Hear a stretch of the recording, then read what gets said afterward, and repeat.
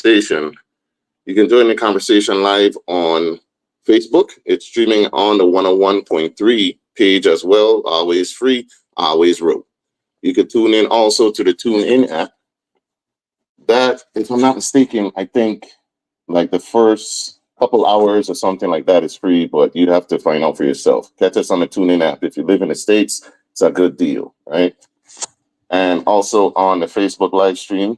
Don't know if I mentioned that. And of course on your radio dial, 101.3 Raw FM. But this is the radio, and I want to try something new today to our listening audience.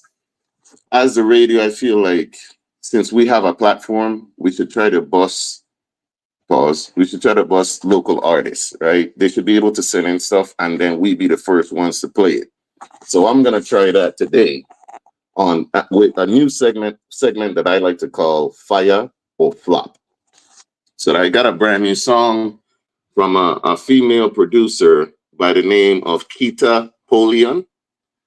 Kita been dropping bombs all year. I had her on my podcast show, and from then is just like everything I've been seeing from her, and before that, no flops. So I hope that you enjoy the song. Name is Kita Polion, also known as Kita on the Track, right? She has a song called Positions that's dope as well. And I hope that you guys like this, because when I play it, it's Fyah or Flop is a segment, but it's no disrespect to the artist. We try and give y'all a platform to get out there, and I think we should support our local people. That should be a no-brainer for me. To me, it is a no-brainer. You get what I'm saying? Let me go ahead and pull this thing up. And y'all let us know when we come back from break what you think about the song. Give us your honest feedback.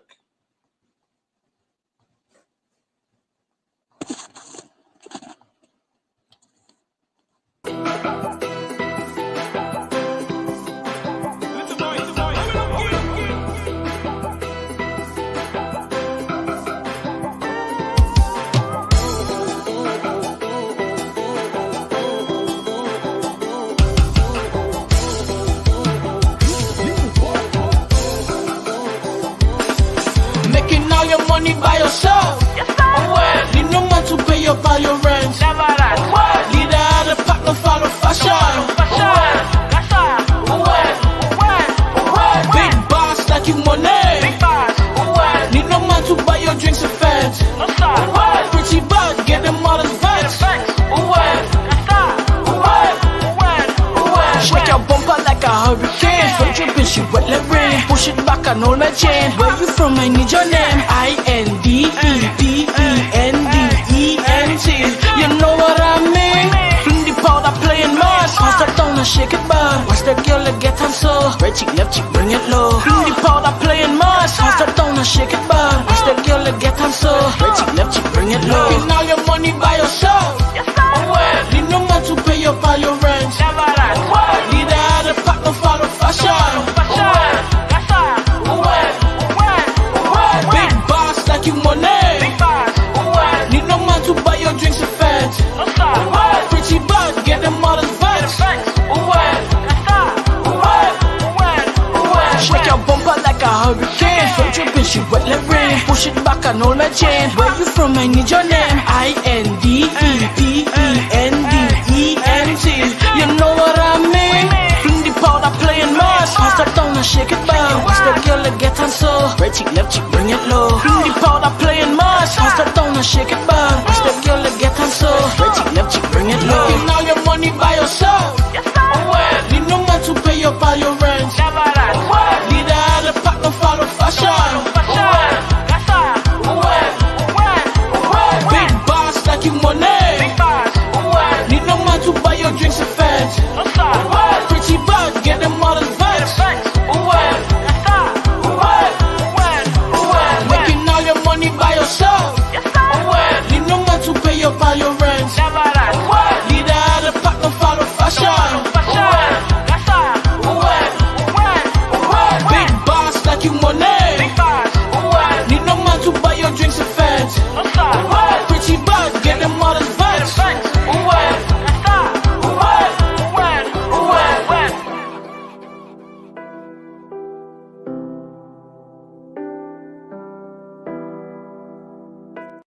on, chat? What going on? Yeah, it's a.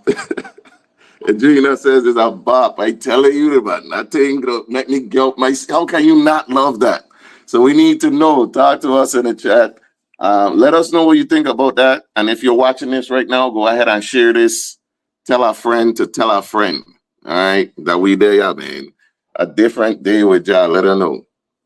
Gina says, I'd like to imagine I'd be fetting just as hard though. Why you gotta imagine it? So the thing is, I've been trying to get Kita to do a VI anthem, a carnival tune for the longest. And she said, I got you. And that girl has not been playing. She been in the booth, you hear me? This girl been walking. So I gotta give her that day. So shout out Kita on the track. I might play it one more time when we come back on the air. But man, that thing is a bad tune to me. But I need to know why you think. Because it's definitely dope to me. I don't know why I'd like to imagine I'd be fetting just as hard. Why you gotta go hard? We all should. No, this is something where you gotta move your feet to, you gotta move something, man. Me know how you can be feeling this, man.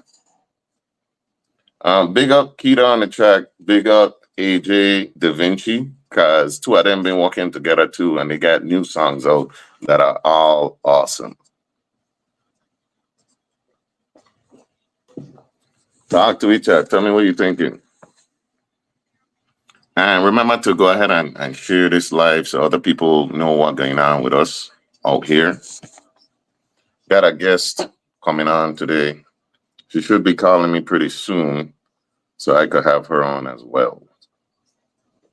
Adrina, how are you doing? How are you holding up? I remember on the morning show, you were going through some things. I hope that all the love that you received was you got it. You know what I'm saying? Like, I hope we said the correct things and it was what you needed to hear at the time. Sometimes you try and comfort people and it's not exactly what they need. You know what I mean? And today we got some topics that we're going to go into. But first, the flop or fire. Do you think we should continue that, first of all? Do you think we should continue doing flop or fire? I know artists are sensitive about their stuff.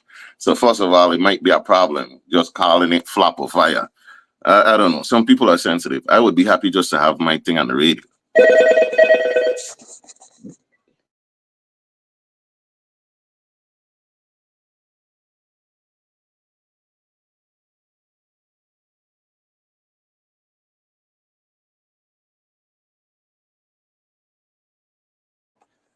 All right, tell the people them, hey, Tiny, Miss Tiny, tell the people them hi out in the chat.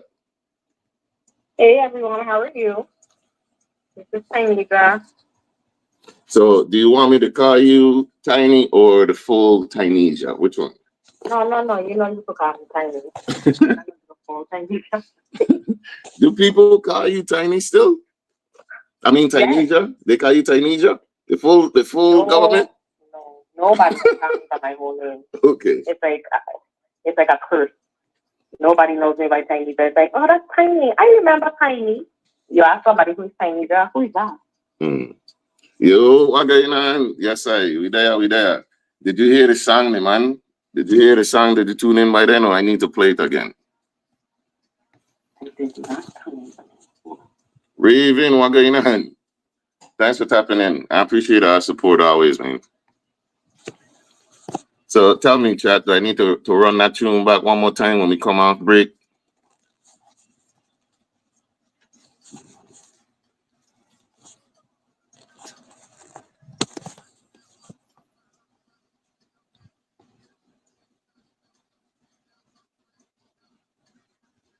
We're about to come back in a little bit. How are you feeling today? Good. I just put in my earpods to make sure I go clear. Okay. This thing messing with you. Always. It's your show. Do what you feel. All right. I can run it back one more time when we come off air. We got about a minute or so before we come back. All right. But if I did hear it, please tell us what you think. I hope that she's in the chat or something, because she needs to be seeing this. You know how they say artists are sensitive? Like she really, I don't know, she really to be concerned about, how people gonna feel about her music and stuff, which I understand. But everything I've heard from her, banging dog. Everything I'm like, why aren't you all over the place? And that'll be confusing to me. Like the people that I'm hearing, a lot of them I don't really be feeling, but it's these underground, unreleased people that get a dopest stuff that.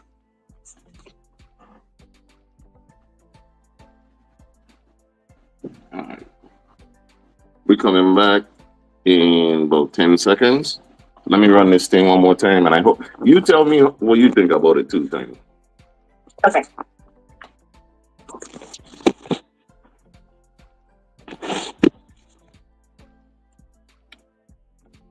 You. Thanks for joining us once again on A Different Day with Ja. My guest is here, and glad to have her.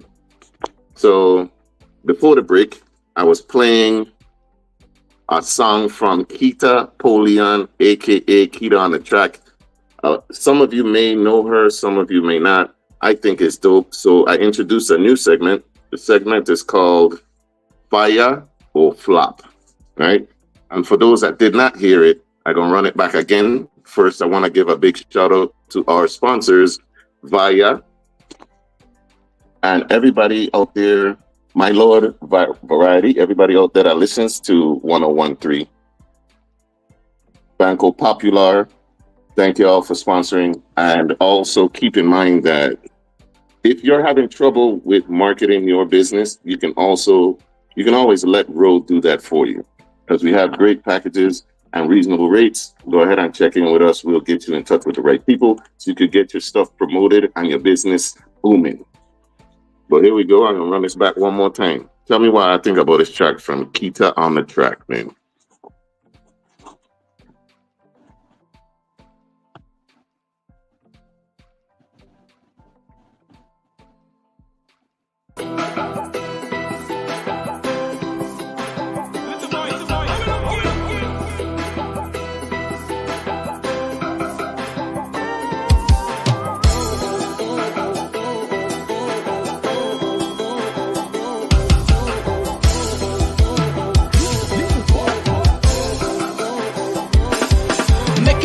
Money by yourself. Yes, well, need no man to pay up all your rent. Never that. Well, need a other partner follow fashion. Big boss like you money. Big boss. Well, need no man to buy your drinks and feds. No sir. Well, pretty bad, get them all as vex. Shake your bumper like a hurricane. From dripping, she wet like rain. Push it back and hold my chain. Where you from? I need your name. INDEPENDENT. You know what I mean? Fling the powder playing mass. Pass that down and shake it back. Watch that girl that get on so. Right cheek, left cheek, bring it low. Fling the powder playing mass. Pass that down and shake it back. Watch that girl that get on so. Right cheek, left cheek, bring it low. Making all your money by yourself. Well, need no man to pay up all your rent. Never that. Need a other partner follow fashion. Big boss like you money. Big boss. Need no man to buy your drinks and feds. Pretty bad, get them all as vex. Shake your bumper like a hurricane. From dripping, she wet like rain. Push it back and hold my chain. Where you from? I need your name. INDEPENDENT. You know what I mean?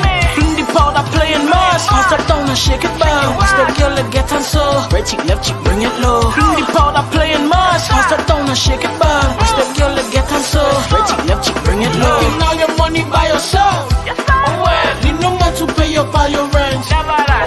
Need a other partner follow fashion. Big boss like you money. Need no man to buy your drinks and feds. Pretty bad, get them all as vex.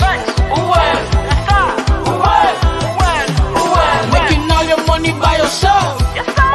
Need no man to pay up all your rent. Need a other partner follow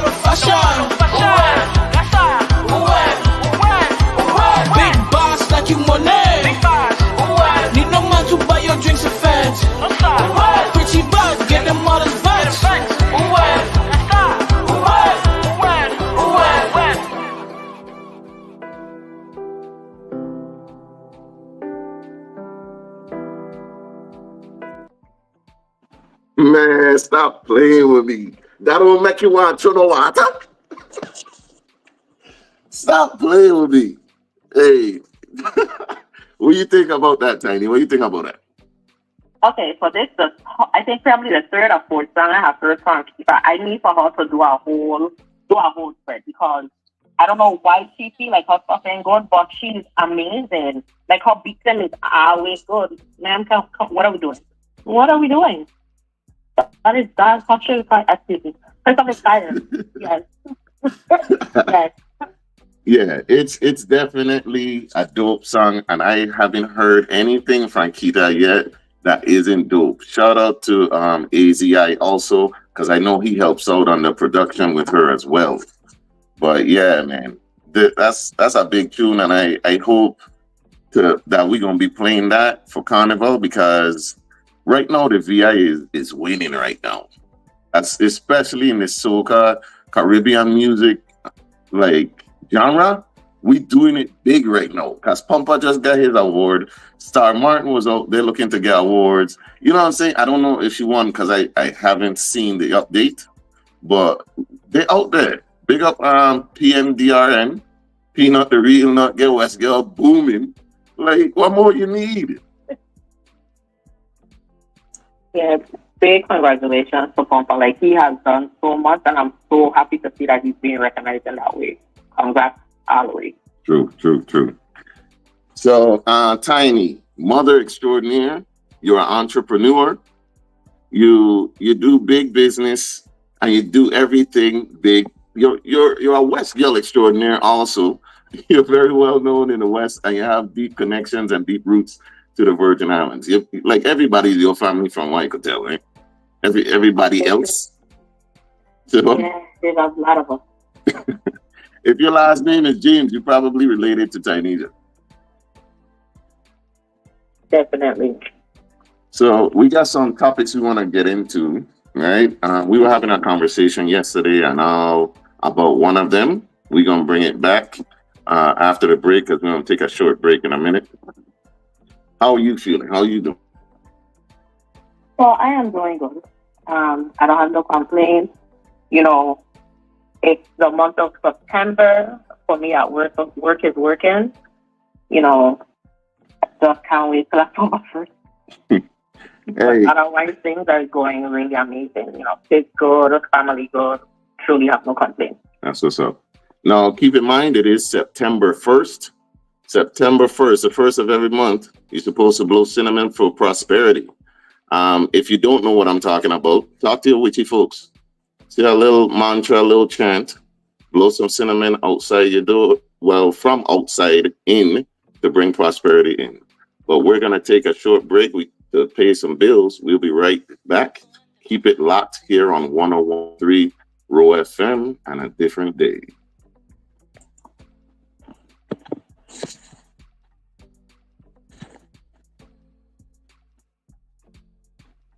You see, Adrina said, well, that's my mother's last name. Oh, God. I don't tell you. Hey, cousin. Hey, cuz. Hey, cousin. So, Adrina Afre, I don't know about the last name, but do you have any Adrinas that you know about in your family? Honestly, I can't even tell you because I stopped counting with the aunts and uncles, and I if I'm not mistaken, I stopped counting about like 17, 18. So there's a possibility. I don't know. Adrina say, hey, cuz. So the topic that we're gonna go into when we come off a break, there's a clip from Tyrese, right? And I don't know, the clips from Tyrese, we used to joke about them, right? And I'm one of them people. But after watching this one and then hearing about his wife coming back and like she actually admitted that she was in the wrong. She should never have broken it off with him. She blamed her friends. She still didn't take no accountability, in my opinion, but she said she was led astray by her friends. You know what I'm saying? Which does happen. We need to realize that in a relationship, in a marriage, the two people in the relationship are the only ones in it. Everyone else is on the outside looking in. But there's a stigma, I think, for men not to be able to cry or not to be able to express their full emotions or yourself.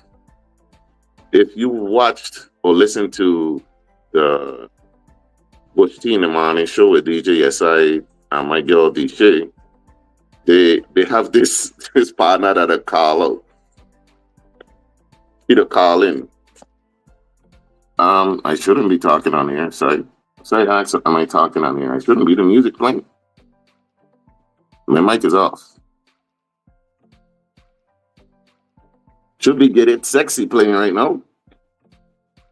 Adrena says she's at James Jacobs Arthurton. Henry, that sounds very regal. Okay. You know any of them there?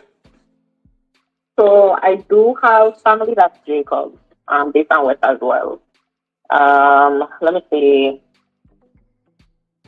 Arthurton, she said? No.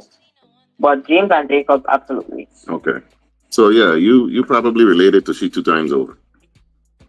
Probably. But we got this clip that we're gonna play when we get back on air. I could play it for the people in the live right now. And if you're listening to us, please don't forget to go ahead and share the live so other people could know about the show also and tap in. We want as much engagement and engaging conversations as possible. So please go ahead and share it.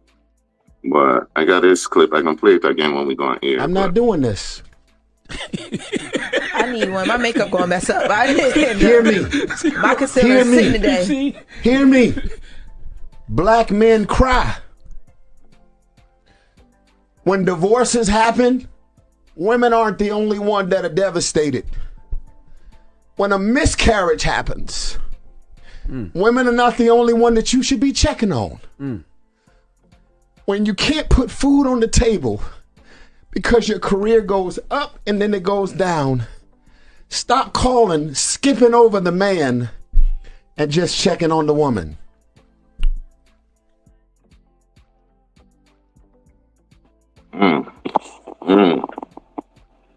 Yeah, so we're going to play that in a second when we come back for the listening audience out there in Radio Land. But we're going to talk about that. Tiny, you ready to discuss that a little bit? Okay. Yes, I'm ready. Which going to lead us into our next topic. But yeah, Adrena says a word. Why we clowned him so hard? Why we I never understood why we really don't try to call him the crier, because he was in his emotions all the time. We're coming back.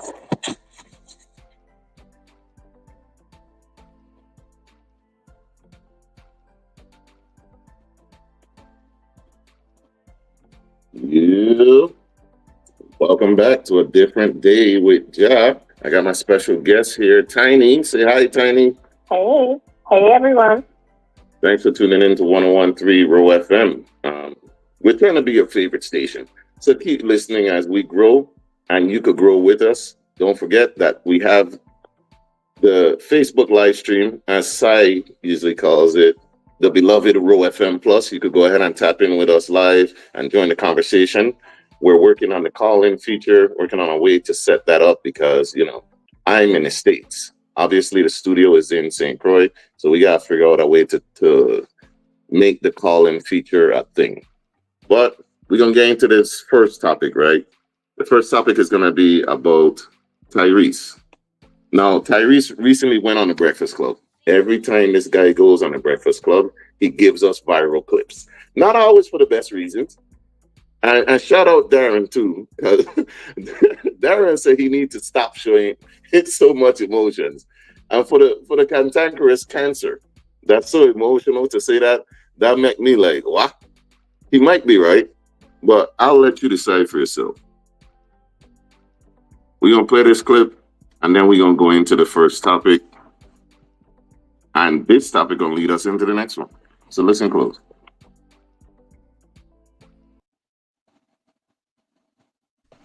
I'm not doing this. I need one. My makeup going mess up. I didn't Hear me. My concealer is sitting today. Hear me. Black men cry. When divorces happen, women aren't the only one that are devastated. when a miscarriage happens, women are not the only one that you should be checking on. When you can't put food on the table because your career goes up and then it goes down, stop calling, skipping over the man, and just checking on the woman. All right. Yo, I am making a very, very public apology to Tyrese because I was also one of those that clowned him for showing his emotions and expressing himself in a way that he felt fit at the time. Because let's be honest, the "what more do you want from me" meme was gold. I ain't gonna lie to you, that meme, that were good. Let's be honest, right? And Tyrese, though, over time, we've come to find out that Tyrese was actually not the bad guy. And this is not my opinion. His wife has, since the divorce, come out and admitted that it was her friends that persuaded her to leave him. So she didn't necessarily take accountability.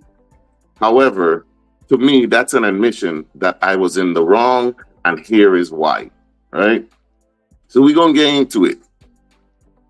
First of all, Tiny, why do you think men get teased for expressing their emotions in such a way as this? Like, let's be honest. Divorce, if a part of your identity is being a husband or a wife, losing that part of yourself, there should be a grieving process. The reason why I say that is because that is loss for real. I don't know why there are people who assume that men do not go through it when going through a divorce. You're losing things. You're losing your family. You're losing a lifestyle that you've become used to.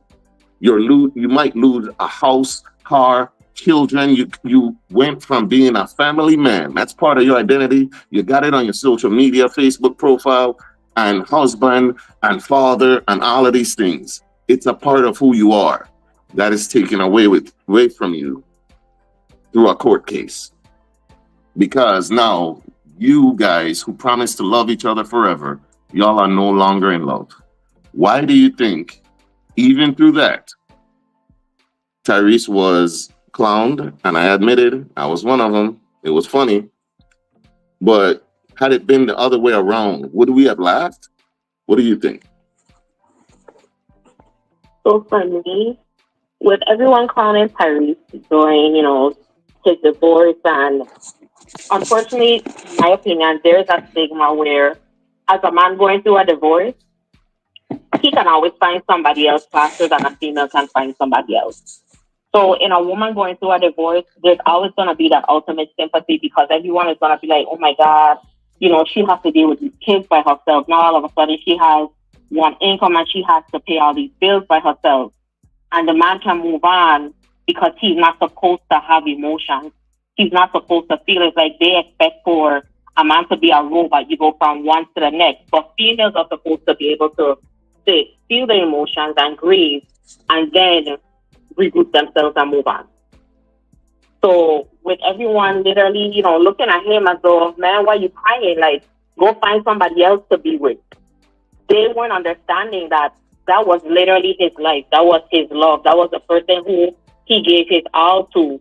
And now he doesn't have that. Like, he has to readjust himself to be like, well, now I'm coming home for myself without my kids. Like, I can't speak to them how I want to. I can't see them how I want to. It even may affect him, career-wise, because he's not concentrating in the way that he needs to be. So I have never called Tyrese a crier. I thought that he was one of the most emotionally available men ever because he never said, he never hid his emotions. Unfortunately, men are not supposed to cry. Men are not supposed to feel. And I'm not even going to lie. Me raising up in a home with my mom and my dad, I never saw my dad show any form of emotion. None. To the point where in our household, it was portrayed to my two younger brothers, man, you need to suck it up and move on. Why are you crying for? You don't have time to feel because you're a man and a man don't feel. So, now that they have sons, they have realized the importance of being able to say, no, your emotions are important. You have to be able to say, I feel how I feel. This is not what I want. This is not what I like. Because if you're not able to express it for yourself, who can? True. Why do you think we're not allowed to express that range of emotion? Now, I'll say this, because I made a video about it and it would seem contradictory if I didn't bring this up. I made a video saying to not share your emotions online, on social media, right?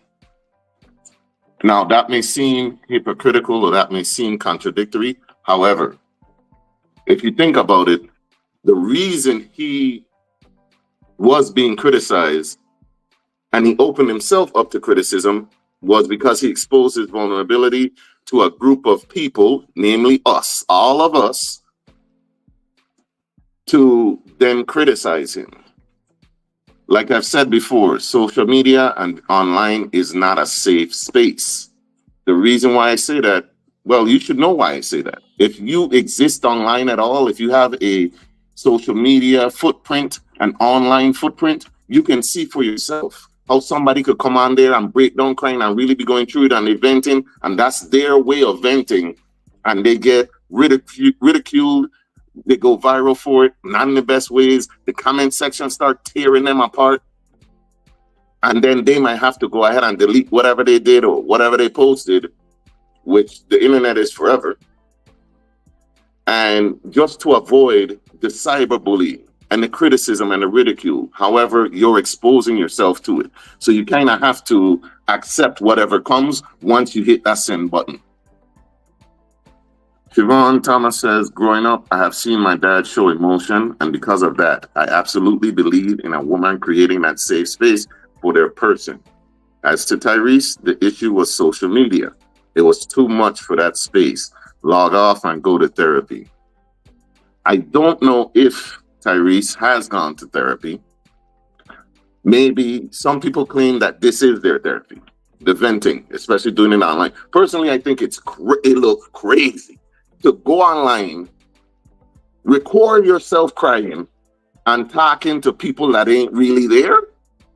I think that looks crazy. Don't get me started on the people that go online to cry and edit the video. You're doing too much. Harsh.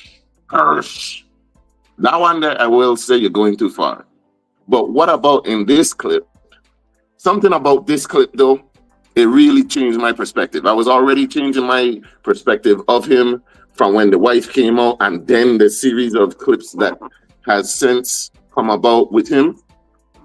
But something about this clip feels different. Like, what do you think? Because even Charlamagne is in there laughing. Like, yeah, he did a funny move, but why are you laughing? Because the sister in the studio, she was ready to cry from before he even started.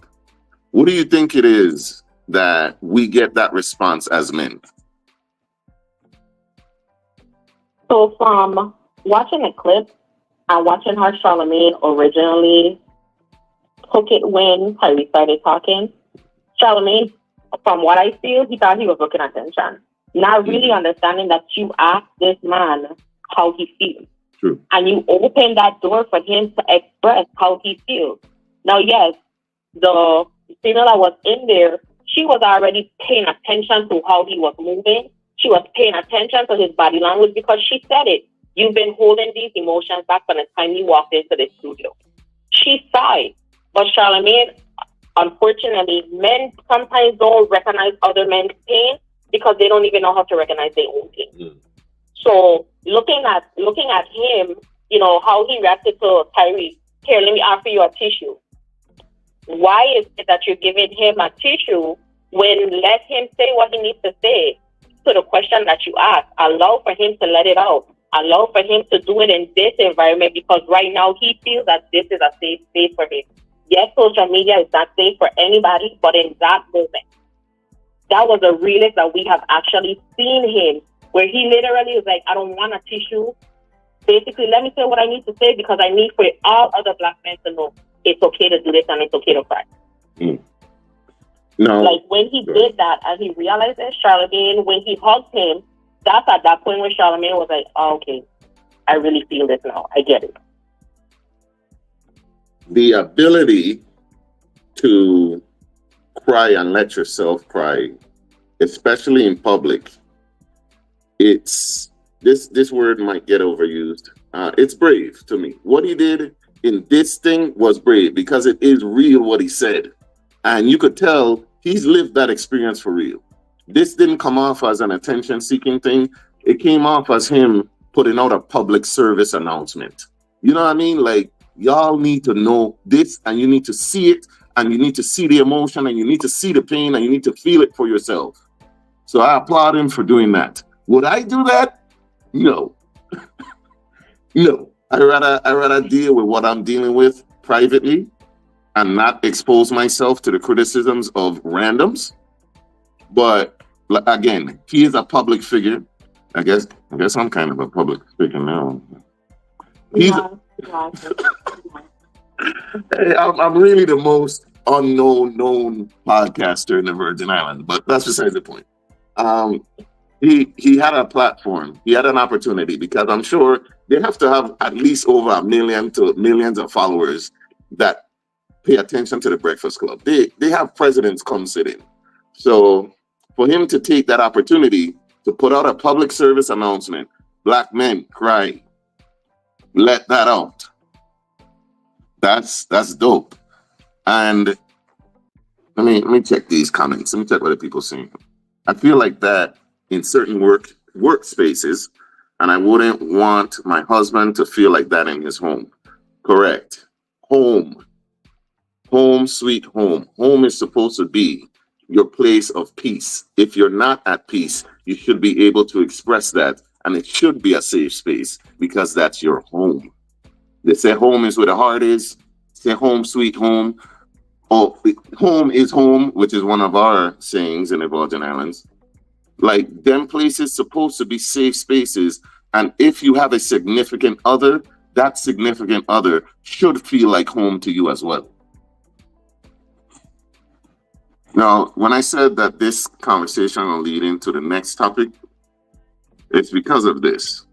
This is something, it's not exclusive to the Virgin Islands, because the Virgin Islands per capita, it has a relatively, based on your perspective, relatively high gun violence rate, right? We hear about the gun violence, the killings, the murders and whatnot. And then in the States, you hear about those negative unalivings and whatnot. You hear about mass shootings. You hear about how many mass shootings in school per year, and they give you the numbers and all of this stuff. And I want to know, because this is a question that has been burning in my mind.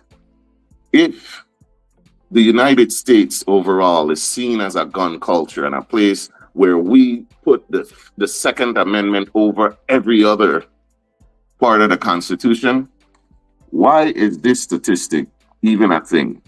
Let me ask you. Well, we had the conversation. I'm gonna ask the audience. What do you think is the number one gun violence? What is the number one form of gun violence in the United States? If you were to watch the news, you would think that it's mass shootings. You would think that it's quote unquote black on black crime of vicinity because you live close. That's where it happens. You would think that, right? What it actually is unaliving yourself. 60% of gun deaths are people unaliving themselves. 60%. So that leaves 40% by my math. 37% are homicides, including the 1% of mass shootings. 1%.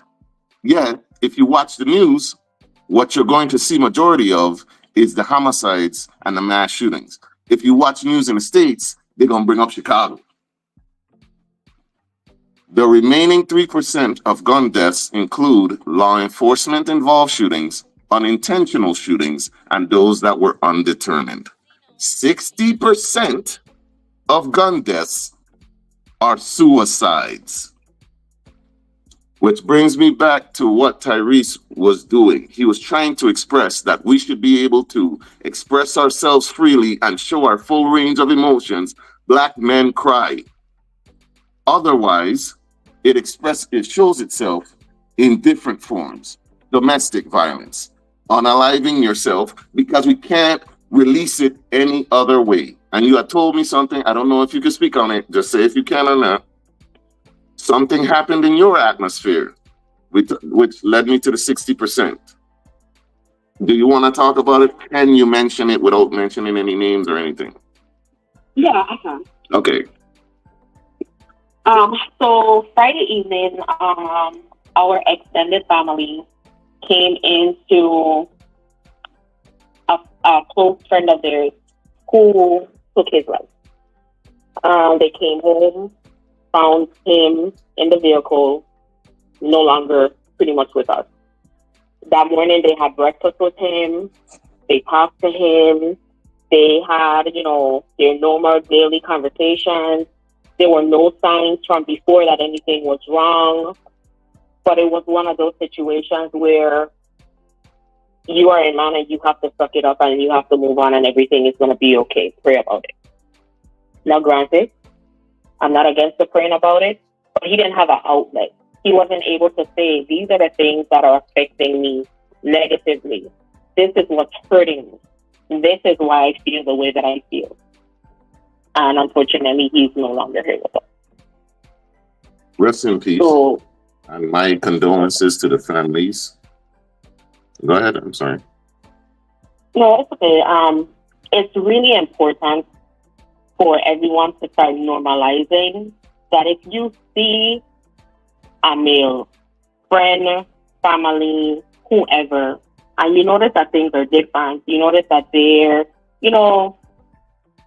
speaking differently, they're moving differently, and you ask them, are you okay? And they kind of like shut you out.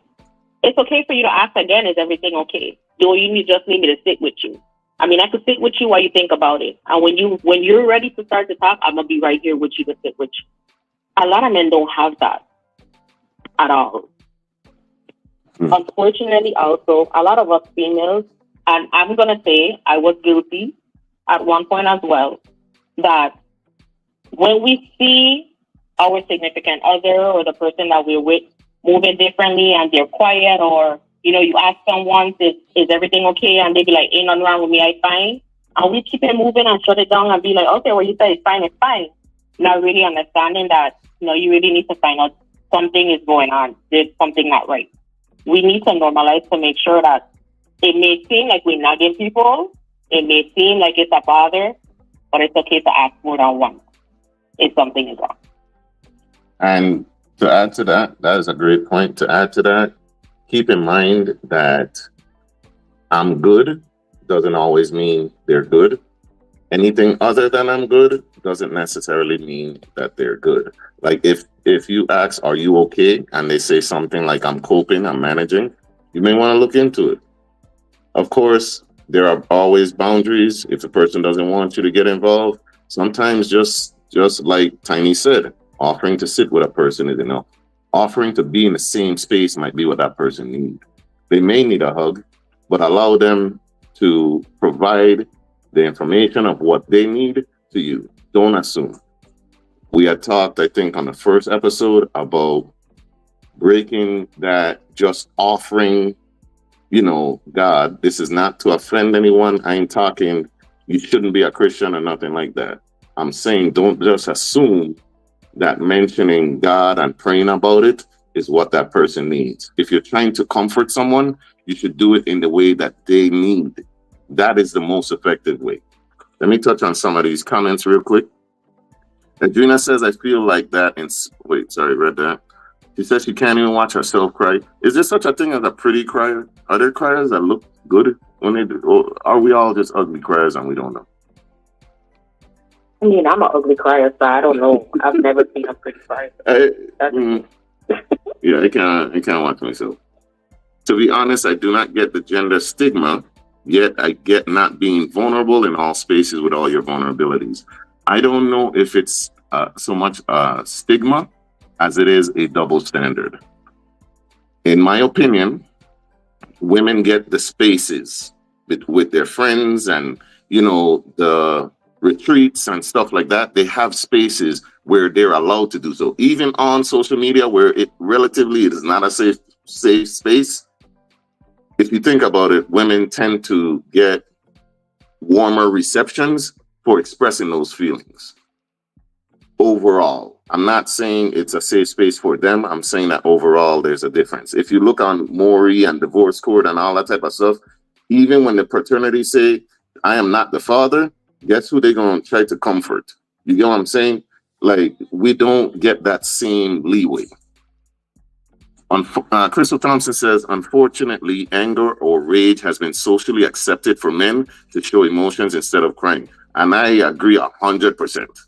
Anger should not be the only way that a man can express himself emotionally. Self-shootings, yes, you're correct. 60%. Gina says, unfortunately, not only is that traumatic for the people around us, that would void a life benefit payout. You would have to think more creatively. I hate that she said creative. Thank God. Woo, okay. My condolences as well. Aside from the gender difference, we are in a suck it up, grow up, pull yourself together, compose yourself. Someone somewhere has it worse type of time. And that there, someone else has it worse than you, unlearn that. If I'm hungry and you tell me that somebody else in Africa hungry too, that don't make me less hungry. Unlearn that expeditiously. Adrina says, I'm never going to say I'm not good more than twice. There's only so much other people can control. At that point, if you want to advance, you have to move forward. That is true. I ran multiple women's and mother support groups and hasn't thought about the same space for men. You see? Tiny, do you know of a male support group? I do not. That's an issue. I don't. That is an issue. Like, women have a lot more of those spaces. And I really feel we need something for men. If you're out there, you're listening, you have the ability to create some type of men's retreat, mentorship, something to let the men get out and express their whole selves, not just the emotional, but also the, you know what I'm saying? Get out and let me feel like a man too. That there. But keep it locked right here. We'll be right back after these messages. Do not dare change that dial. Next up, we got Ganja Paradise by Ras Attitude. Keep it locked right here on 101.3.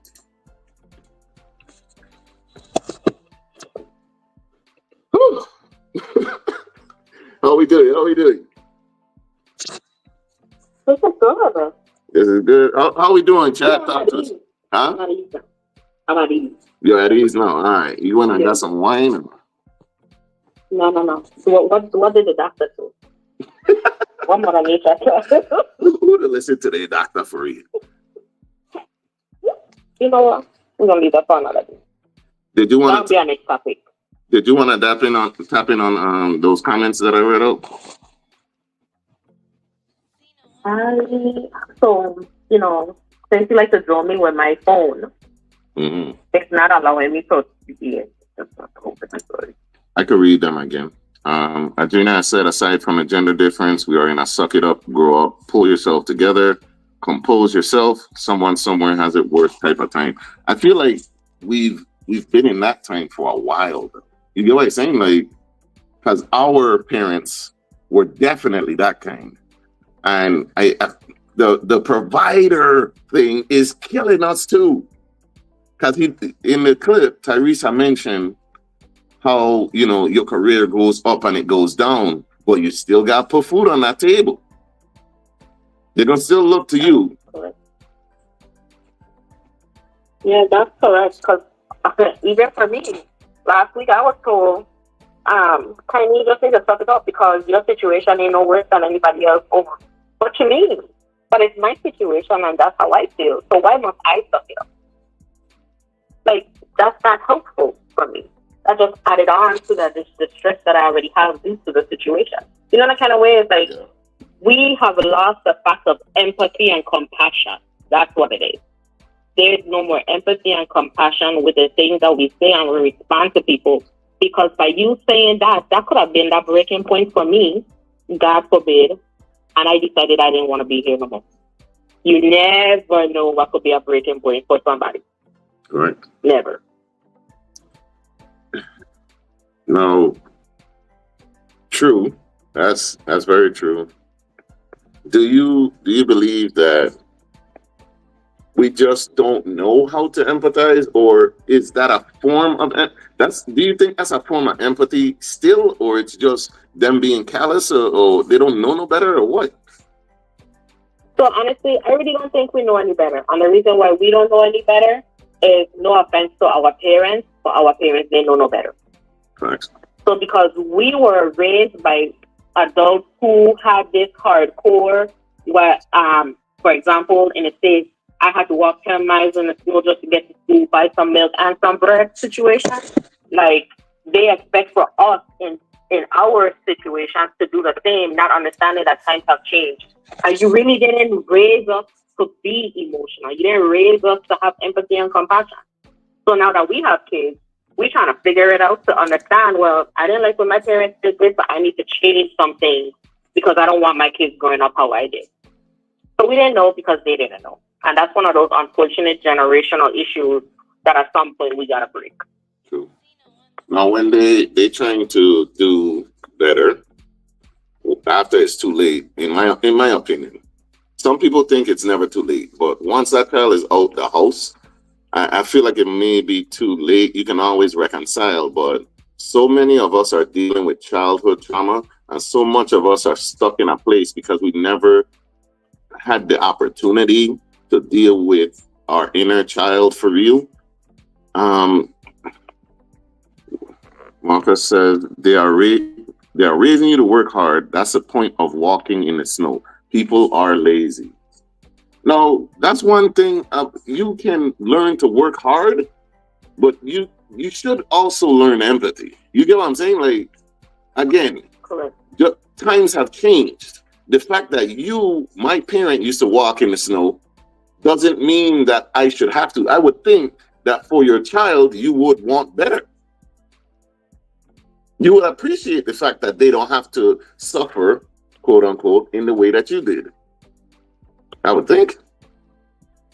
Me too. Now, don't get me wrong. These children spoil. They spoil nowadays. Some, not all. Some? Okay. I just say, some. Okay, let me put it like this. Out of my 5 children, 2 are spoiled. So some. You admit that 2 out of the 5. Okay, that's fair. 2 out of 5. I don't know. Oh, you know what? We don't get into that. We don't get into how the spoilage happened, but okay.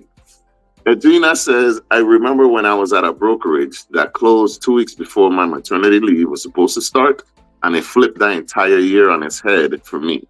I didn't even know how to speak to the people in my circle. I felt like I was going to be judged for being 7 months pregnant out of a job. And at the time, no one knew Fonzo and I were married. I felt like if I would have said something, the response would have pushed me over the edge. Again, lack of safe spaces. Yeah, and I could definitely understand the not wanting to say anything because now you're expecting, you don't have a job, but then you're also now married to someone that everyone is not familiar with. And I'm going to just we're going to just play the situation out for 1 second. You go and you have a conversation with a family member or somebody, and the first thing they go say, but you ain't got a man who you pregnant for. Why they're not helping you? Why you coming to me to ask for help? True. Those are the unfortunate things that really make you don't want to ask nobody for nothing or even mention anything. Because some of the times the responses are just so off-kiltered. Like, I'm coming to you, telling you, hey, this is a situation, like, everybody can lose a job. Everybody is like one paycheck away from not having a job or having a situation go awry. Why can we not normalize saying we're supposed to be a family, we're supposed to be a community, we're supposed to be a unit? Why are we not working like that anymore? Why? Because I have a man, he's supposed to always do everything. True. But you don't know the situation with him. I think that as far as the village, I think we've not only lost the village, we've lost the idea of what the village is and what it's supposed to be used for. Let me clarify. So if you say it takes a village to raise a child, what that means is that the village should be able to provide for, help, and discipline that child. But there are people, some people that think that that means you should be like, when I want to go, you should be able to take my child, anybody. And for one, we've got away from the mentality, the community-minded focus. I think we've gone too far away from that. And second, that's entitlement. Thinking that just because I am here to help, I should always do it. I don't know. That's too much entitlement for me. What do you think? That is a whole lot of entitlement. And that's making it seem like somebody's obligated to do something for you because they may have mentioned, I think if you need me, I'm here to help you. True. I didn't say I'm here to babysit every day, all day. I didn't say I'm here to pay your bills every day, all day. But if you have a dire situation that you can't come up with a resolution to, or, you know, it's an emergency situation, let's see what we could do to get you the help us to fix the problem for you. Sure. Marcus says, name something of value that doesn't come with some suffering. Love. It should not. It should not come with some level of suffering. However, to love someone, you're exposing yourself and being vulnerable and open to some form of suffering. Because chances are, someone that you love, anyone, that's a family member, you know, friend or whatever, chances are they're going to hurt you at some point. It's kind of inevitable. But what do you think there, Tiny? Being hurt and love that's beyond inevitable because people don't know how to really love and don't understand what the value of love really means. So we are always hurt by the ones that we love and we are always hurt by the ones closest to us. Something of value. Go on. Eat them up, go ahead. Like, Marcus, your questions would be weird, you know. Because, but that's a different subject also. But no, you're right. Love is the easiest thing for us to use because love is supposed to be actions, love is supposed to be words. But then you tell somebody that you love them, and in the same breath, you tear them apart with those same words that you're supposed to use. Your actions of love, you're supposed to be there to physically support, physically assist the person that you love, a relationship with, family member, whatever the case is.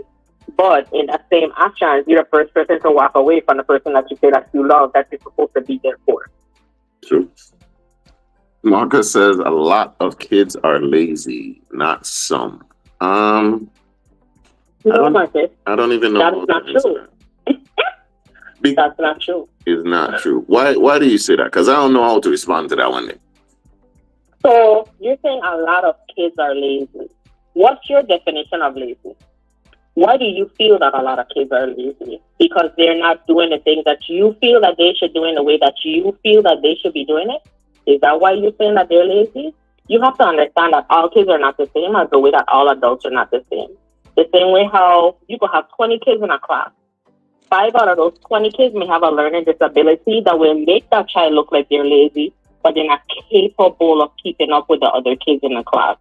As well, you may have 4 kids in a class that has a physical disability that you visually cannot see.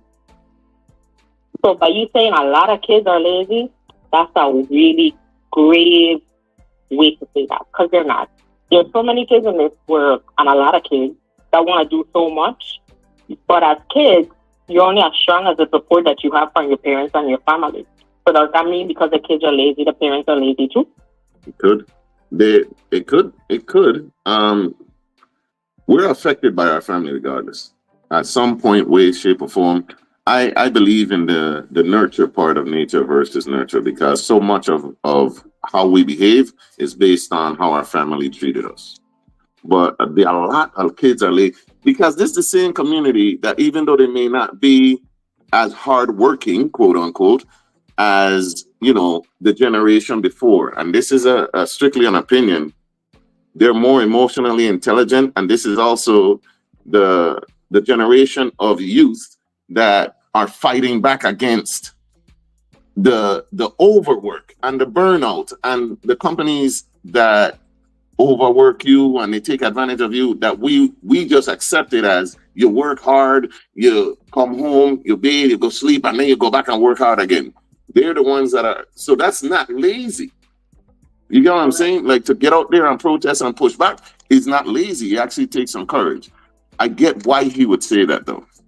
Soldier Cali says, real talk, kings and queens. Appreciate you tapping in, Soldier Cali. Don't forget, if you just tuned in, go ahead and share this live so other people could see it also and join the conversation with us.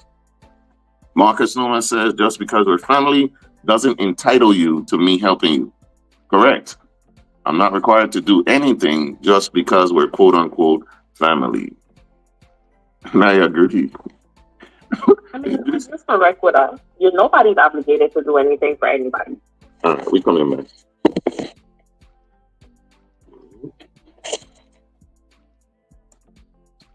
Yep. Thank you for joining us on a different day with Jack. We were having a great conversation in the Facebook Live. If you're listening right now and you have the opportunity, you could go ahead and follow 101.3 Row FM WVI. Check out the live. You could tap in with us. You don't have to call in. You could go ahead and put whatever your thoughts are as we do the conversation right there in the commentary. We'll put it on screen and we will go ahead and read it out and give you our response. Go ahead and join us on Row FM's FB live stream. Join the conversation. Marcus said, my questions are weird because they make you think. Good. I don't think that's why. That's not what I meant. Now here we go with the making of what I said. That's not what I meant. I don't think that's what she meant. But they do make you think. It's obvious that, everyone has a perspective and a different viewpoint. I think because your way of thinking may not align with other people, that may be what she means. But I'll let her explain for herself. That's exactly what I meant. The way how you think about things sometimes, it'll just be really way out there, right? And some of the times, it makes you think that, should I even respond to him at all? Hold on. That's somebody, but hold on. I can't let this happen. I can't let this occur. Marcus Norman says, yes, kids are a reflection of the household. Who else plays a bigger impact on your kids than you? Other than their teachers and their peers, no one. Adrena says, hard working is also subjective. Work and what impacts our economy is different than it was in the boom age. It is very different. It's extremely different. And we need to keep in mind that those boomers, they have went through a Great Depression. They may have grown up as kids through that. So they're thinking, when you're affected by a major pandemic or a depression or something like that, your way of thinking changes. Keep in mind that shortage consciousness exists. If you go through a great recession or depression, that shortage consciousness gonna kick in and you might pass that down. So if you're just tuning in and you're wondering, what are we talking about? I'm gonna run the clip one more time, then we'll go into our next topic. I'm not doing this. I need one. My makeup going mess up. Hear me. My concealer is sitting today. Hear me. Black men cry. When divorces happen, women aren't the only one that are devastated. When a miscarriage happens, women are not the only one that you should be checking on. When you can't put food on the table because your career goes up and then it goes down, stop calling, skipping over the man, and just checking on the woman.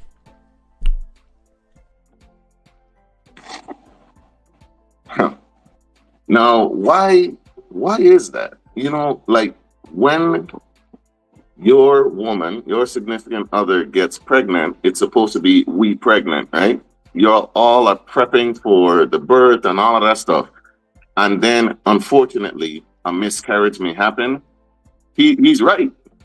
The chances that they'll check on the man to see if he's in the right headspace after that, because he may have been just as excited or more excited than the baby. Imagine that's your first child coming into the world, your first ever child. You excited, you thinking of names and all of that. Men do that also. Why wouldn't they check on you? You know what I'm saying? You went through something. We are going through something. When you go through a divorce, we going through a divorce. It's not just you. But when that happens, I don't know if it's because of it's her body, which I respect. I profoundly understand that you are going through something I will never understand. I will never be able to comprehend. That you had a growing human being that you connected with before you even saw it. I, as a man, could never truly understand what that feels like. However, we still are both going through that. Why wouldn't they check on the man?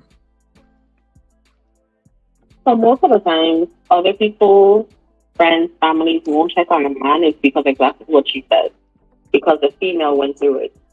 She physically went through it. She emotionally went through it. She mentally went through it. She's the one that to realize that she no longer has that little person growing inside of her body.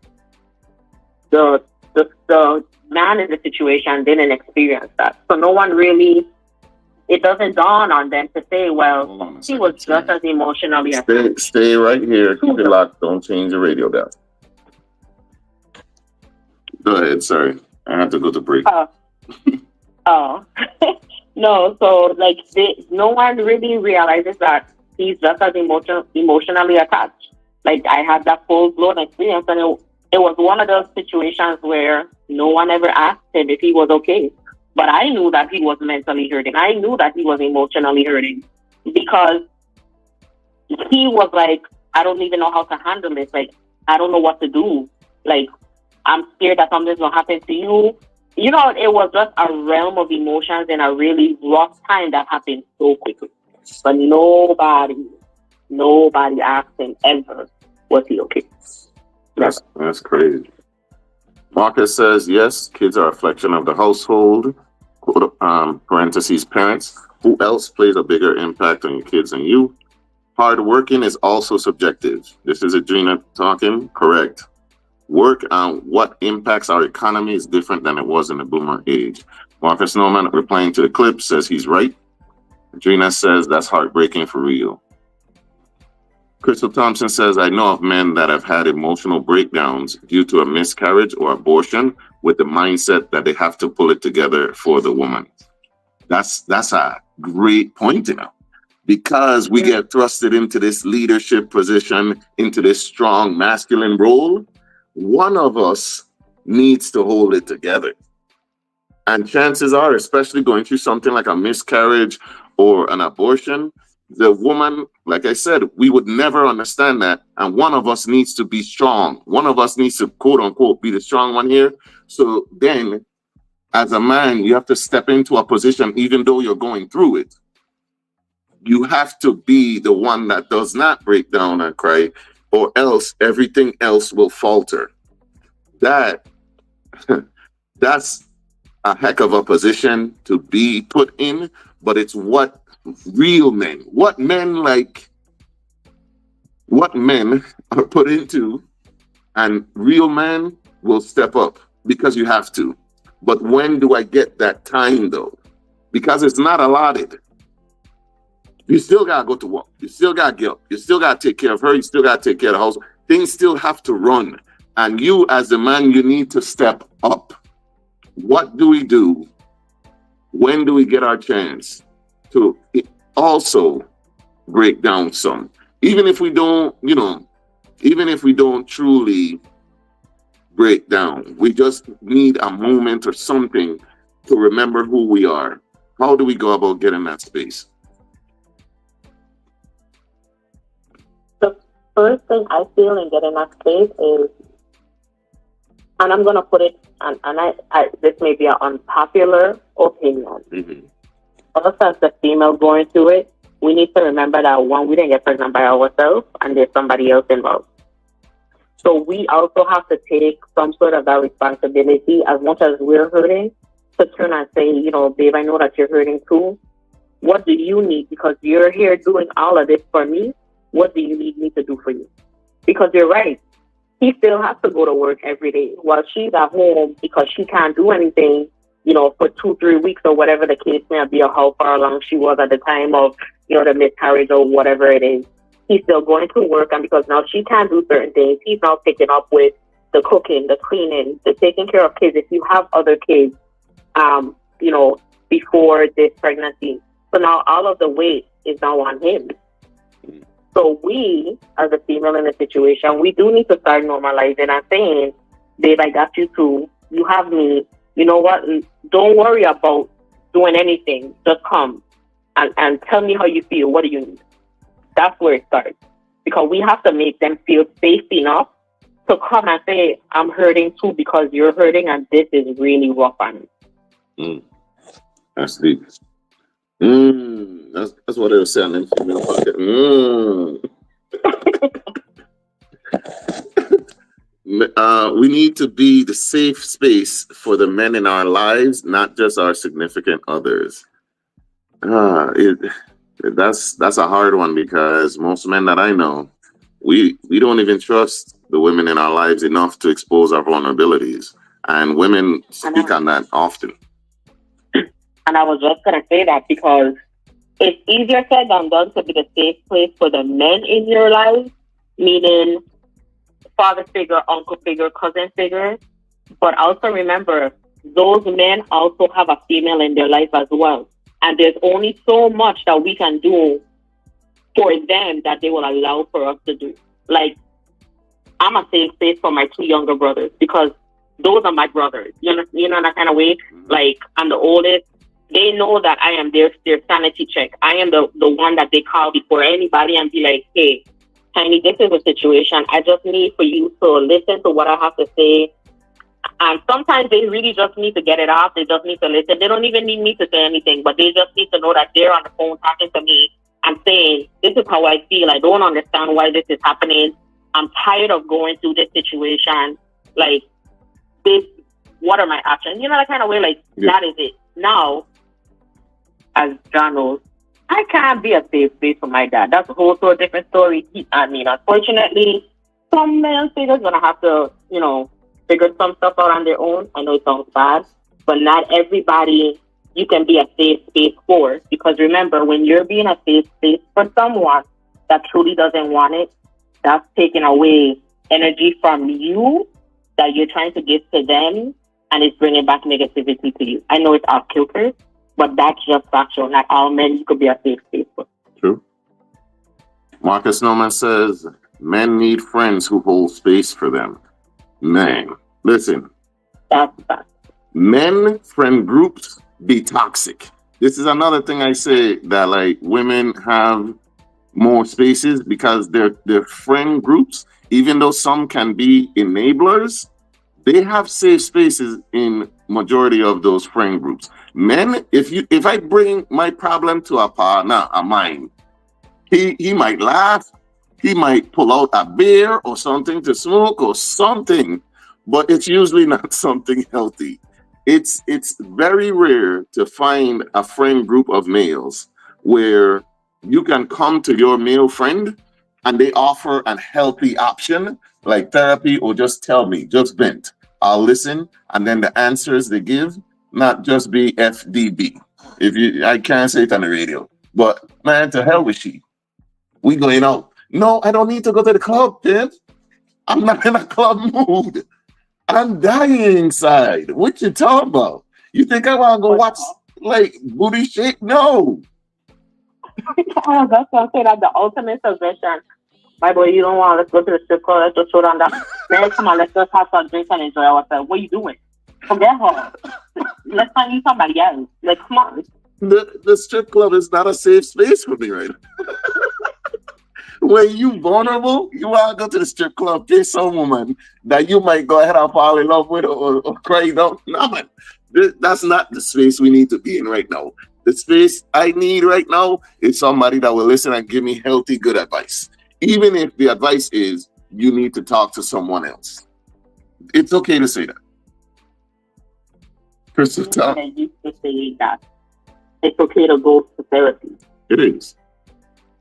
Crystal You really Thompson. need to start saying that. It's okay. Right.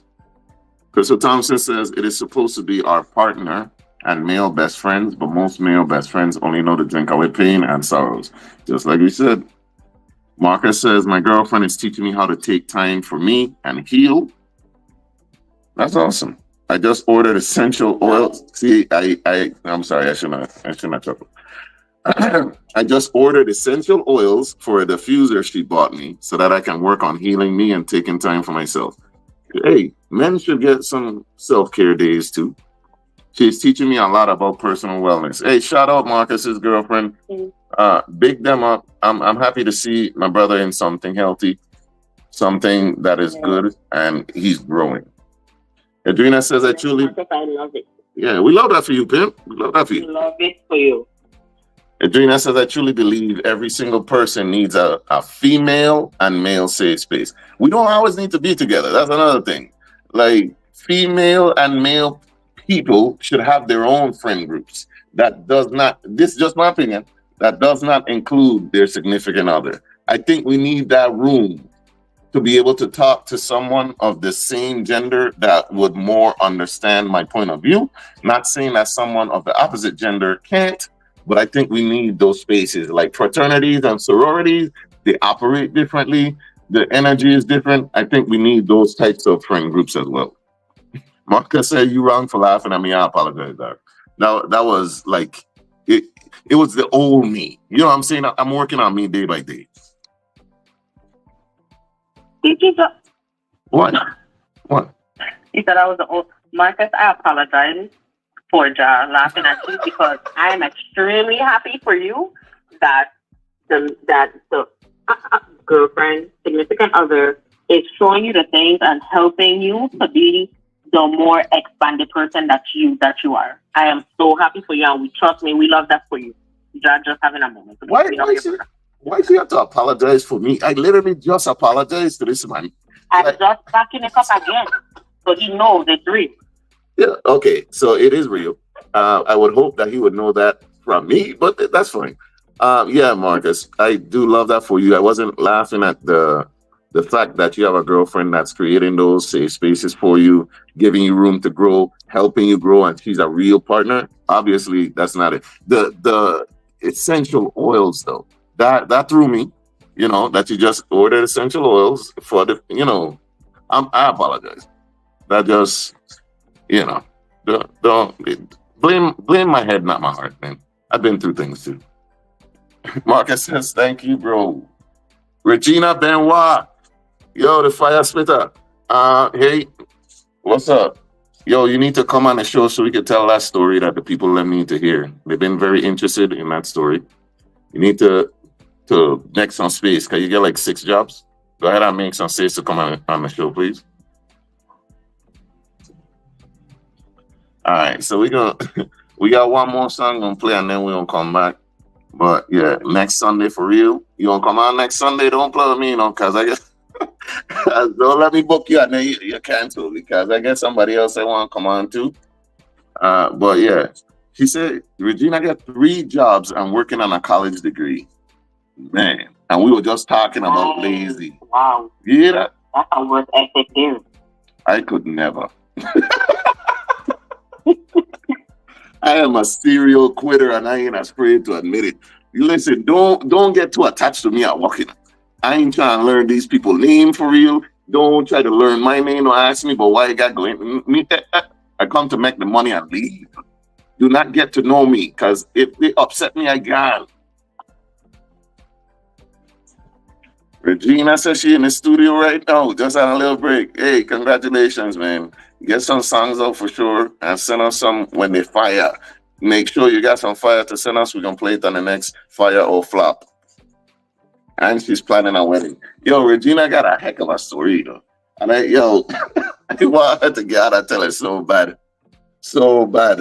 Because I can't even talk about it because it was anonymous. But we gonna get into it hopefully at some other point. Also, Regina, since you're working on a wedding, let me know if you need help, man. That's one of my businesses, event planning. Let me know. Yeah, you can reach out to Tiny. Where can they reach out to you? So I will give my number. It's okay. She can call me 404-984-9328. You hear that, Regina? You want some help planning your wedding? Congratulations once again. Go ahead and reach out to Tiny. Where one more time? 404-984-9328. All right. We're gonna message you privately after the show. All right. So in case you're wondering, we're gonna play this for the audience that is on the chat right now. This is what we talk. I'm not doing this. I need one. My makeup gonna mess up. Hear me. My concealer is sitting today. Hear me. Black men cry. When divorces happen, women aren't the only one that are devastated. When a miscarriage happens, women are not the only one that you should be checking on. When you can't put food on the table because your career goes up and then it goes down, stop calling, skipping over the man, and just checking on the woman.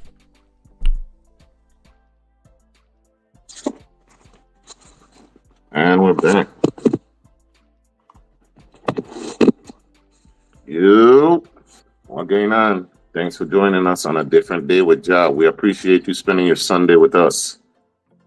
So what we were talking about before the break, well, first, that was Enough by Cardi B. And that's one of my favorite songs from her, man. Like Cardi B going off for somebody with only one album, she be going in and she stayed with a single. For somebody with only one album that I think was a mixtape, I wonder, you ever think that Offset felt some type of way? Like he was intimidated by the fact that his rapper wife don't out-rap him, the man, every single time? You ever wonder that? That's with the reality at this point. Say what? Because there's no coming back. I said he needs to come to grips with that reality at this point because there's no turning back for him now. I mean, she really does out-rap him in all aspects. Every single time. And she uses her hurt and pain from him to make it even better. I love me some Cardi, dog. Cardi be going in. That don't mean I don't like Nicki Minaj. Okay, Barbs, don't get in the chat and start cussing me out. But what we were talking about before the break, we were talking about Tyrese. Tyrese is going through, or did go through, a very public, very nasty divorce that we should all know about. And there's been viral clips of him crying and whatnot. So we kind of talked about why, and black men especially, but men for real, don't get the spaces to release all of their emotions in their totality, more than just anger. We should be allowed to express sadness. We should be allowed to express our pain and grieve and get those times and those spaces to do so. But that topic has led us to this one. Now, overall, it's over 50% of marriages end in divorce. We know that.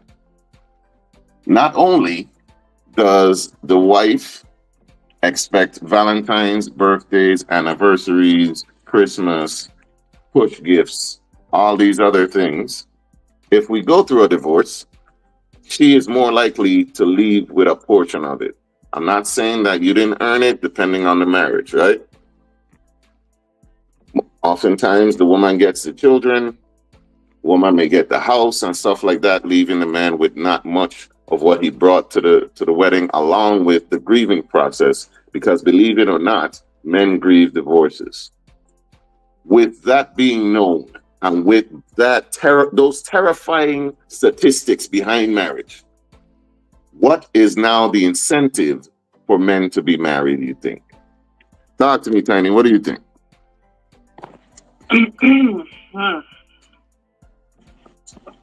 So, the incentive for men being married,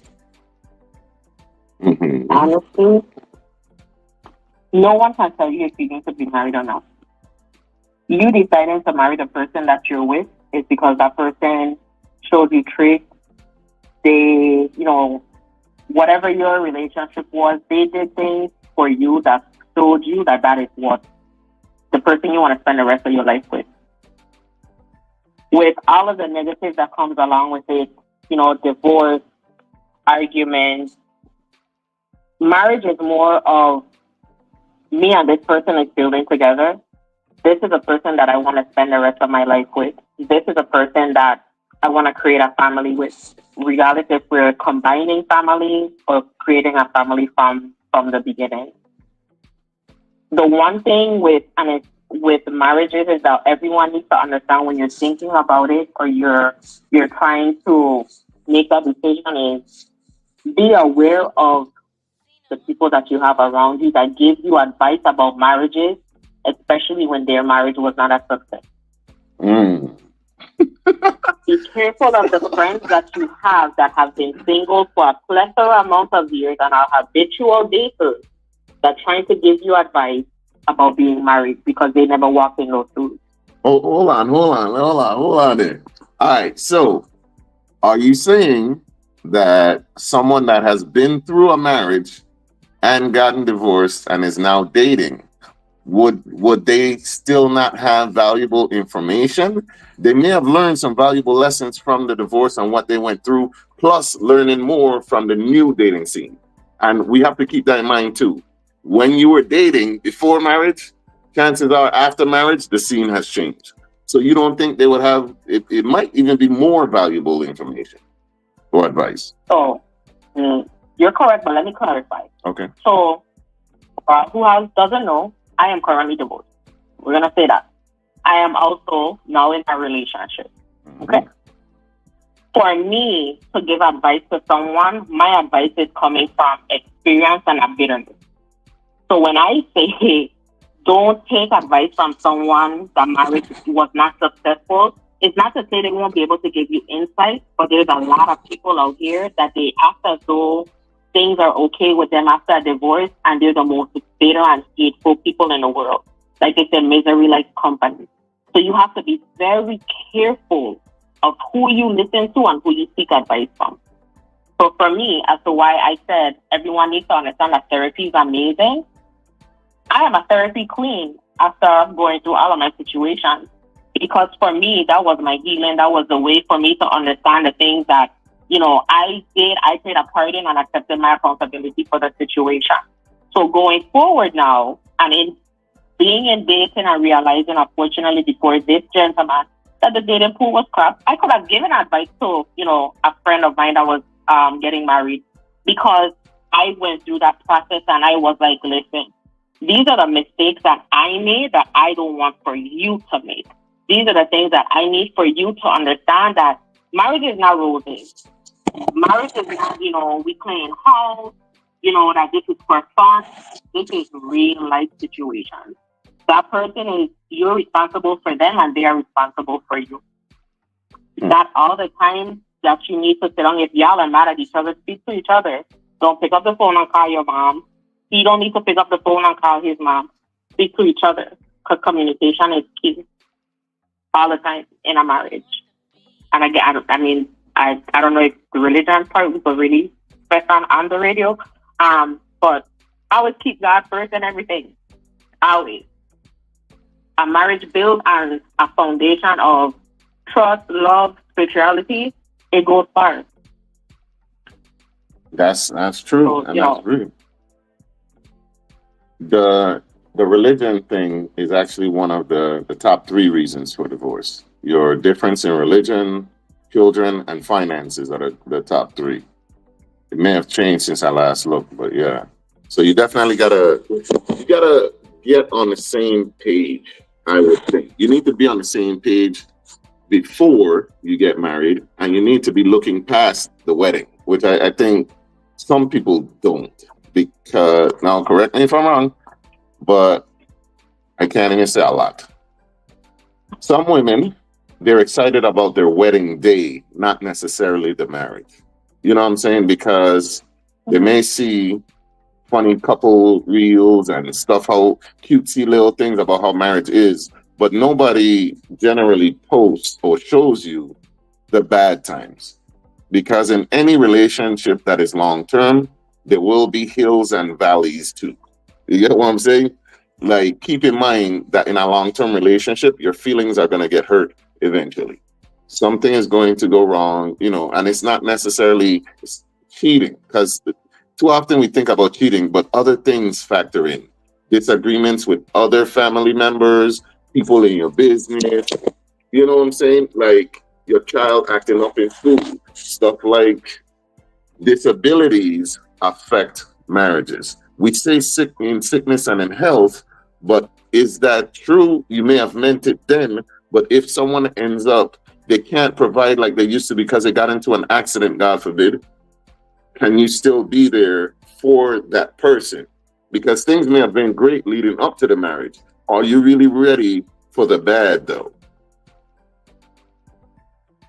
What do you think about that? So I can admit, for me, when I decided or I accepted, being married, I'm not gonna lie, we didn't date like how we should have dated.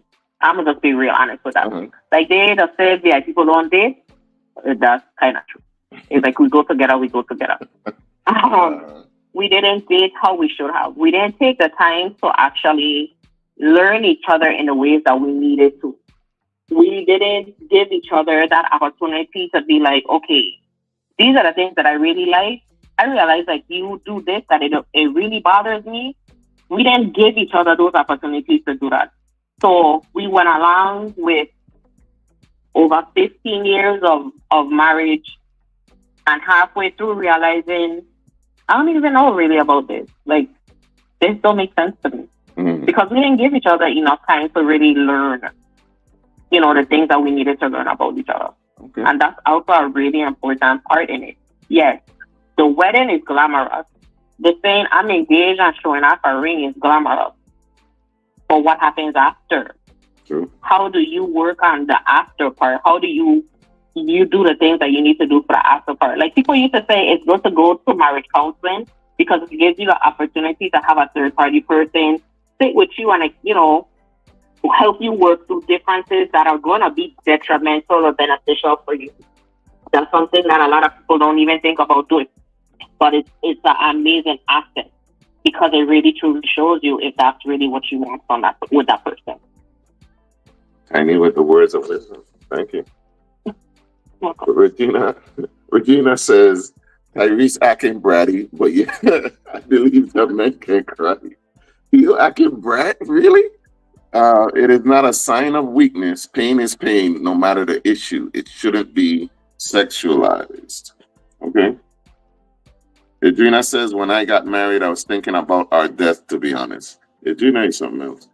That may have been us only looking at the structure and not the intricacies that built a bond while we live life together. Because it truly is a journey. Maybe if we, as a people, looked at marriage as a life journey, a life partnership, I think that may help. Because if we see things like teammates, if we see things like we're in this life together and whatever we do, we need to consider the other person, that might help the marriage, I think. Because if you're operating in a space of partnership and teamwork, there's no competition, because competition in marriage happens also. There are people that literally get jealous of their significant other or their spouse's accomplishments and how they move and how people are attracted to them and stuff like that. That's unhealthy. That's another thing we need to unlearn. But you brought up dating.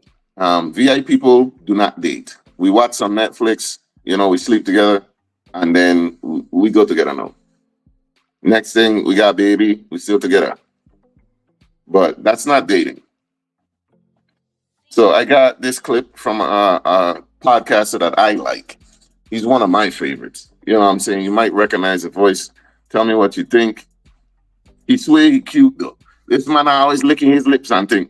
Tell me what I think about this next one. But for me, it's important that you set a standard of what you're willing to allow and what you need from the jump, right? If you want dating, do not be with people that don't date you. Like, that's where the complaining comes in, because when you hear of someone's past relationships and they're like, oh, I like romance, I like poems, I like this, that, and the third. Every dude you've been with sold drugs. I'm sure you didn't get no points. You get what I'm saying? Like, why are you dating people that don't date? Why are you messing with guys that aren't romantic? Why are none of your exes romantic if you like romance? You get what I'm saying? So set the standard. And I'm going to say this, and it's controversial, but women. If y'all, whenever y'all have these conferences and councils, meetings that y'all have, this little sisterhood of traveling panties that y'all got, when y'all get together and have that meeting, please agree that you want men to date and to court you, and we'll have no choice but to do it. Yo, this man swear he know what he'll be talking about. This man swear he's the king of everything and he always right. Me know what wrong with this one. But tell me what you think about what it just said. Could you hear it? Yes, I did hear it. So it's interestingly enough, I had that conversation this morning. Mm-hmm. Yes. So it's one of those situations where it was brought, we had a conversation, and he mentioned, I don't think that I'm your type. I'm not the type of man that I have realized that you have been, right? And my response was, that's the reason why I'm not following the type that I had before. Because the type of man that I dated before, or talked to before, or met with before, all were basically the same men in different bodies with different names. So the things that I truly wanted and needed out of a relationship, I wasn't getting because of the fact that I followed a comfortable trend, so to speak, of attracting myself to the same type of man. Why would he think if those relationships didn't work that you would still want your type? If those were your type and it didn't work, why would you keep going that way? Why would he think that? I don't, to be honest, what my understanding was, it's more of a situation where I know I'm not your type. I know that I'm the type of man that I do these things and I have this going on, and these are things that you are not accustomed of or used to as a woman in your relationship that you have.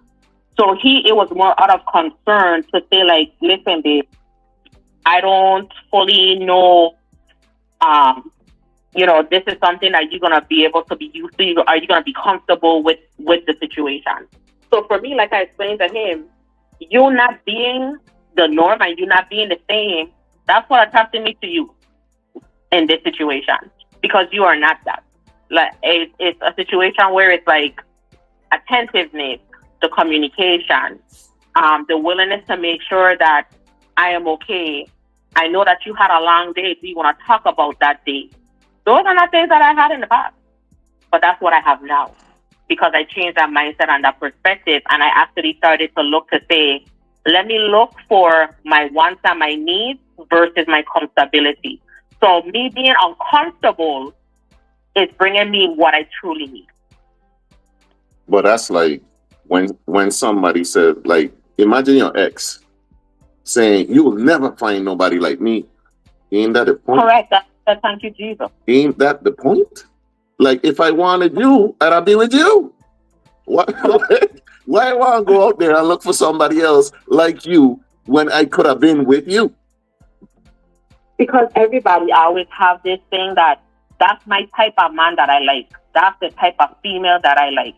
Body shape, height, color, personality, look, all of these different things. It's a type. But those types are just exterior. Those types are not interior. Those types are not actually showing you or giving you what you need. Like, for example, I ain't gonna lie, my type is normally, tall, dark skin. I love a man in uniform, those kind of things. But I said to myself, all of those things have been toxic traits for Tanisha. So Tanisha don't need those toxic traits anymore. Let me go over here to, the person who is an entrepreneur, a person who I could sit down and have a 4-hour conversation with about religion, about politics. I could sit down and have a conversation with this man and say, listen, these are the things that, I have a son, he's sick. These are the things that I want for him. These are the things that right now I don't feel like he's getting from who he should get it from. And I could have an amazing conversation and be like, he's still a baby, give him an opportunity, those kind of situations, those kind of things. Those are the things that I'm used to, and those are things that I never had. So I'm glad that you found somebody that fills shoes that you never knew you needed. I love that for you. Do I have a type? Do I have my type is thick with like 7 C's. You hear me? Thick. I know that's one thing for sure. Your boy loves booty, and if you follow the Same Difference page, you know I'm talking.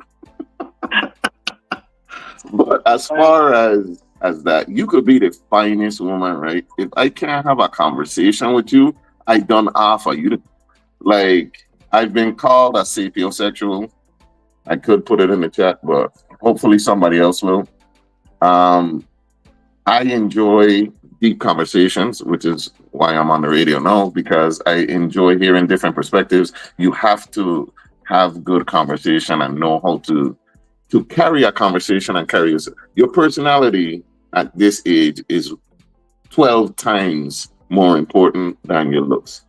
How you can look pretty and be a certain type, you can look pretty and be another type to me. But from the time I can't hold a conversation with you, or everything that I say is an argument, I'm done. Adriana says, going in with a type already jades your view of everything they're really exposing. True. He says, my type is Fonzo, her husband. Real bad. I just Correct. She for sure could not put nothing else in it. She could not type out nothing else.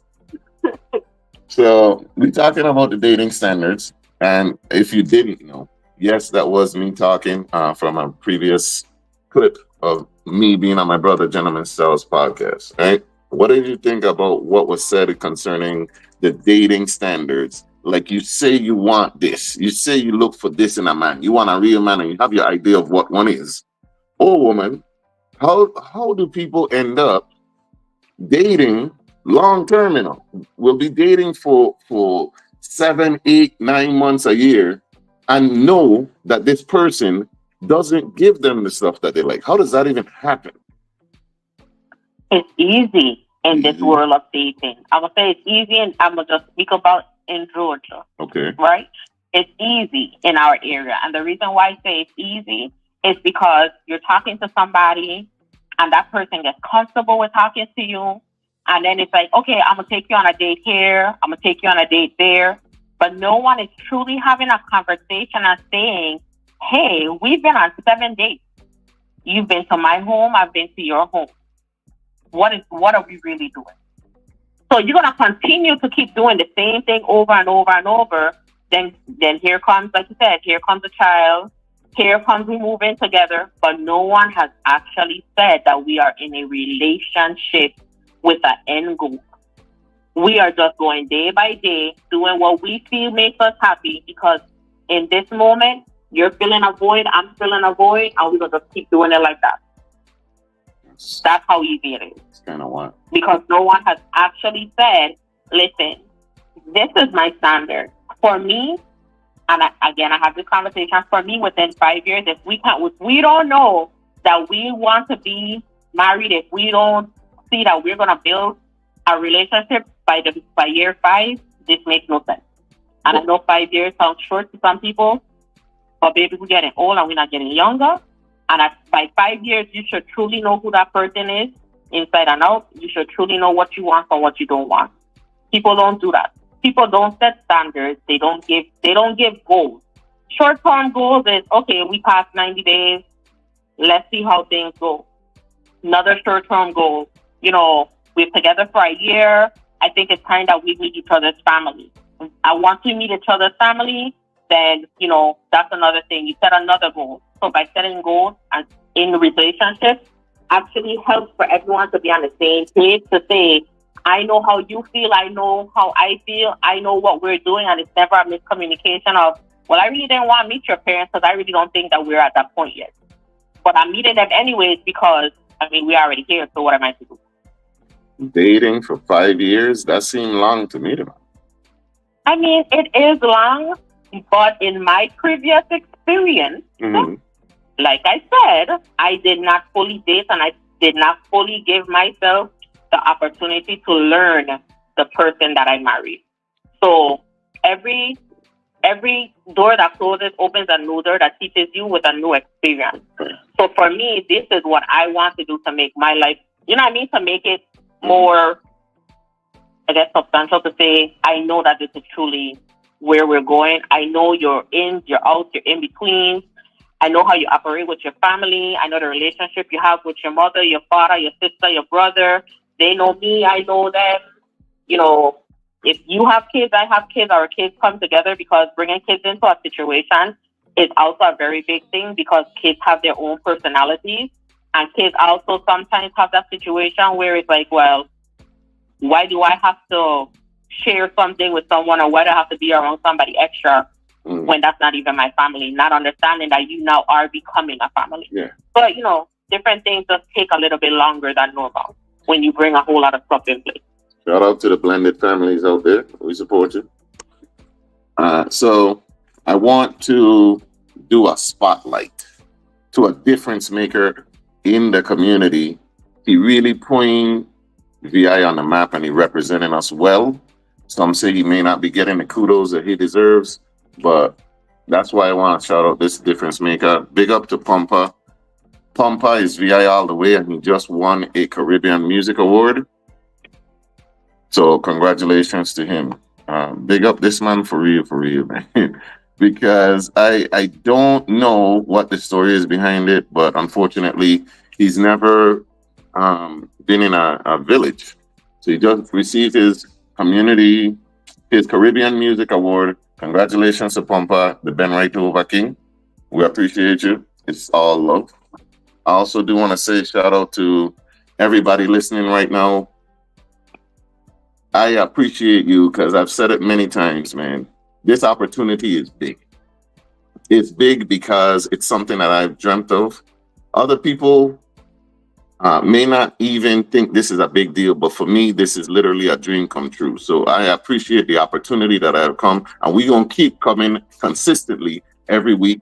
So let your friends know, tell a friend to tune in to A Different Day with Ja, Sundays from 4 to 6 p.m. Don't forget to tune in every weekday to the Bush Teen and Morning Show with DJ SI and DJ. And then right after that is Cruise and Love. Just keep your dial on 101.3. That's what you need to do. That's the best advice I could give you.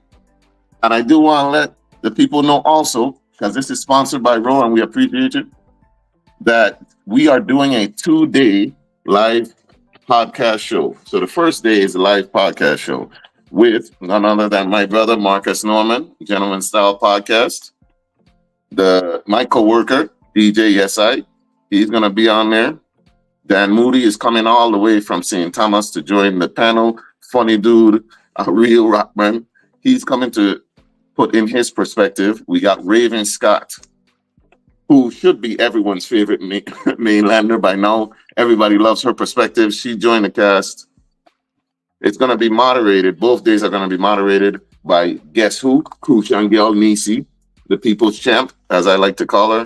And it's going to be hosted by me. Tickets are currently 50% off right now. You go to Same Difference and Friends on Eventbrite. We should be the only Same Difference anything. Right now, they're half off. $18 gets you in the door for either day. If you want both days, it's $32.50. So we're going to be talking on the first day about the same topics: love, sex, dating, relationships, marriage. Basically, we bring in the Same Difference podcast to you live. We're going to have a question and answer segment. Regina's going to be out there fire dancing. So we got a pyrotechnic show. There's plenty of photo opportunities. We plan to have some photo opportunities that you're gonna love. Everybody loves the photo ops. We have vendors that are selling both food and non-food items. We have 506 Cents Company. We have Blitz Bites, their ice cream. We have Sahali Nova Bay is going to be selling her wonderful soups. Hopefully it'll cool off by then, but you know, and people going to eat soup regardless. And more. So come check us out. And then the first day is going to be at Lounge 55 from 7 to 9. Second day is going to be at Levels from 7 to 9. The second day is our multi-generational town hall. We have Positive Nelson, former Senator Genevieve Whitaker, Desi Maynard, current independent senatorial candidate Diane Prosper, and still more. We're looking right now for someone between the ages of 18 to 24. We want to keep it multi-generational. And we also have Gary Norman, a personal mentor of mine, educator for 30 years, and Saida Carter. You know her, you love her. Get your tickets from today to the 9th. They are half price. $18 gets you in the door and gets you the access. We will have Moko Jumbies, live entertainment, food, music, vendors, everything you need. Come out and have fun with us. We want to thank Tiny for coming through and providing us with her perspective. Go ahead and tune in. Say bye to the people, Tiny. Hi, everyone. It was a pleasure to be on. Thank you, John, for having me. All right, peace. Join us next week, Sunday.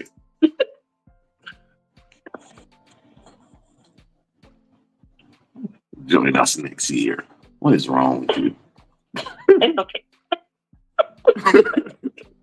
I mean, they need to join us next year too, every week and into next year and the year after. Listen, follow Saying Difference because we're doing some big things.